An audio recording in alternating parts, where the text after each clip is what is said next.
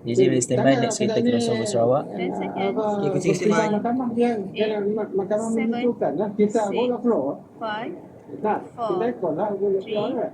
2, Siapa apa next? One. Take reader. Q. Amanat Perdana Standby 2026 sign. yang disampaikan Premier Sarawak Standby. beri mesej Jangan jelas main phone lagi. mengenai fokus dan Sen hala 3 tuju tu. pembangunan serta Sen masa tu. depan bumi Kenyalang. tak nampak Kita tu. lanjut bersama-sama Fazril. Q kucing. Fazril. Spin JJ. Mix to JJ. Ya, Fahatul. Thank you, Take kucing. for- Tahun 2026 menandakan titik perubahan penting bagi Sarawak, iaitu peralihan daripada fasa persediaan 6 kepada item. pelaksanaan. Demikian dinyatakan Premier Datuk Patinggi Tan Sri Abang Johari Tunopeng. Yang mesti beri advantage kepada Muslim student lah. Amanat Premier juga dilihat Perdana Menteri Datuk Seri Anwar Ibrahim baru-baru ini mengumumkan program jualan rahmah madani dilaksana 3 kali setiap bulan di setiap DUN sebagai usaha kerajaan ringankan beban kos sara hidup rakyat. Teacher Sabah will be next. Berita itu tadi mengakhiri perkongsian dari Sarawak. Salam JJ. Malaysia Madani kembali kepada Fahatul untuk lebih Mix to banyak JJ. perkembangan dalam negara. Q terima kasih. Terima kasih Next teacher Fazril. Sabah Super B. Ruby, Take biar Zombie. Okay, standby. Next crossover Sabah. Sign 2. Take reader. Q.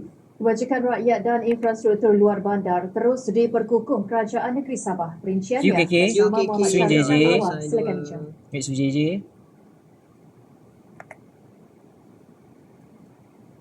Eh, KKQ. Ya, Fatin. Penyediaan kemudahan Take full assign to. Lama tu hijau. luar bandar terus diperkasa. Rasanya saya tak Menerusi pencarian tanah projek naik taraf Enam. Jalan Tagian Ambon Enam. Memenuhi keperluan pesawat-pesawat tempatan. Itu yang paling penting. Dalam masa yang sama juga, sekiranya diberikan peluang, kita akan perbesarkan kilang ini supaya dapat dia beroperasi dengan lebih memberi manfaat kepada lebih ramai lagi penduduk sekitar. Selain membuka peluang pekerjaan, kilang ini juga dijangka meningkatkan produktiviti padi tempatan.